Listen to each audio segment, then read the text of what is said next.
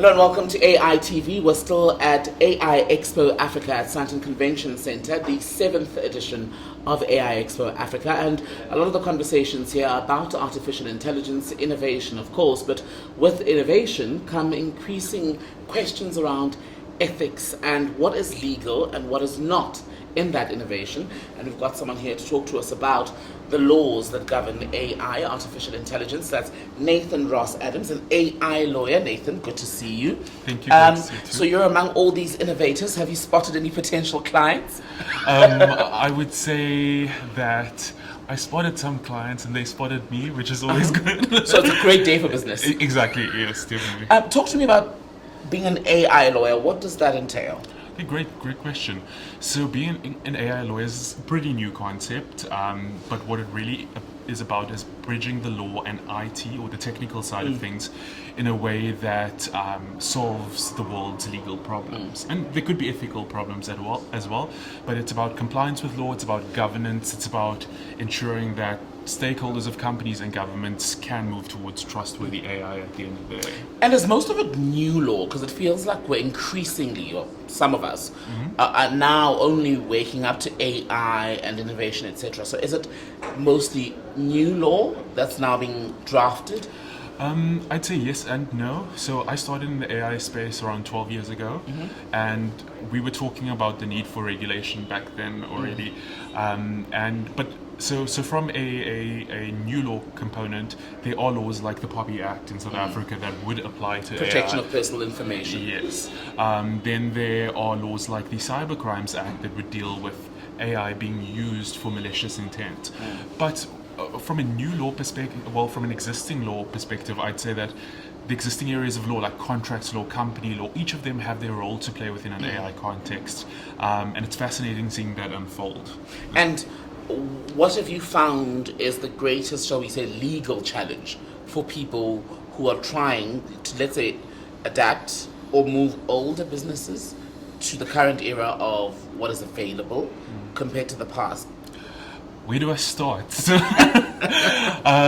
there are three top key concerns, I'd say, that business or challenges businesses are facing right now.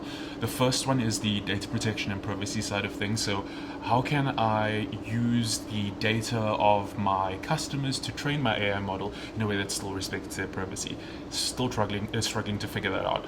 The second is on the bias and discrimination side, where AI models, sometimes intentionally, other times inadvertently, result in discrimination against certain categories of vulnerable people, and that creates both legal and reputational risks for organizations.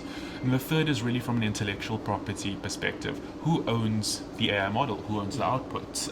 What happens if an AI model generates a work that's very similar to a creative out there?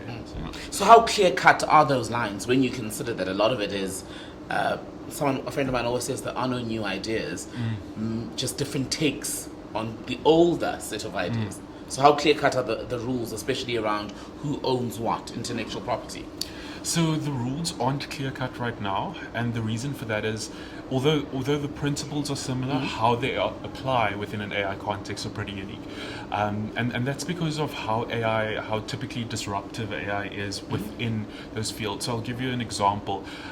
Typically in a privacy or an IP context, we'd say there'd be an owner of the IP, it would be a human being, or it would be a company, for example.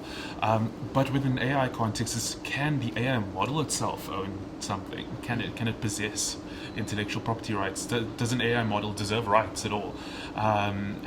So those are the areas. It's applying the existing principles to the new realities that make things a bit more challenging, and makes us ask fundamental questions about what it means to be human, what it means to be AI, what it means to have rights.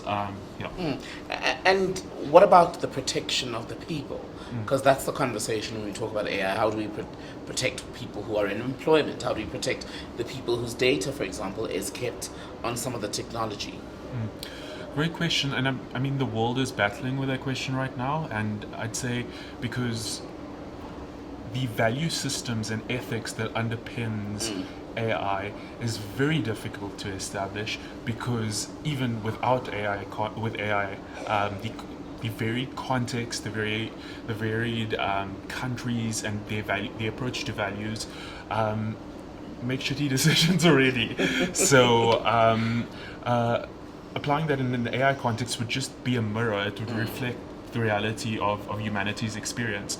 And so from an ethical perspective, it requires this conscious decision making that's taken place where we actually evaluate the AI model, the impact it will have, and take the assumption that something is going to go wrong, but then focus on how we fix that, the accountability side of things. And Nathan, how does South Africa compare to the rest of the continent and then the rest of the world in terms of the protections for individuals and businesses? Great. So, and then you mean specifically within an AI context? Yes. So South Africa, compared to the rest of Africa, South Africa is pretty advanced in its approach to AI and protections, and that's particularly because of our constitutional democracy, the fact that our constitution underpins, it's one of the leading constitutions in the world. It gives us various rights that could be applied within an AI context, and it stands out globally for that. However, when it comes to most of the regulation we have now is indirect. So we haven't specifically said this is the type of AI you can do, this is the type of AI you can't do, whereas the EU has done that. So we're a bit behind when it comes to the regulation of it, but when it comes to the actual technology, we're pretty advanced. And where should the red lines be? What should we be governing better, perhaps, in terms of the law around artificial intelligence? Well, in my view, we need a multi-tiered approach to regulation, and that would be, we first need to decide what we allow and what we don't allow. In my opinion, social scoring shouldn't be allowed, where you attribute a score to a citizen and then basically that determines whether they get access to finance, whether they get access to neighborhoods, for example. Another area would be AI being used for political manipulation. Right. Those are the types of AI that shouldn't be allowed, where there would be clear harm. However, things get a bit more hazy when you want to apply it within research contexts, within contexts of national security, biomedicine and bioweapons. And so I'd say that it's really unclear right now. That's the short answer. And I wonder if there's anything new then we're only on the first day of AI Expo Africa, but has there been anything that has struck you today that you perhaps hadn't paid any mind to?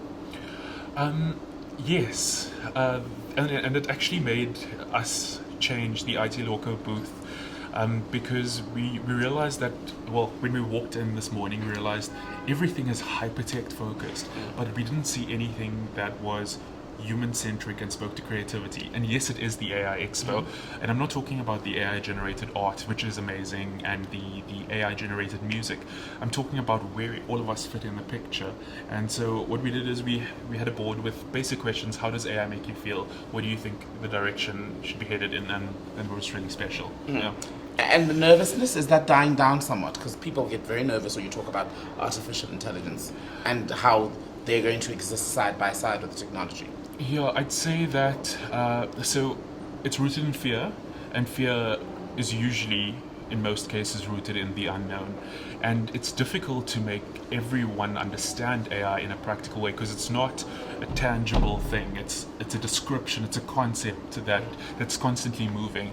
And so I think if people start seeing how it would integrate into their lives, we'd have more control over it to understand where it should be used. Lastly, you're one of the exhibitors here, am I right? Yes.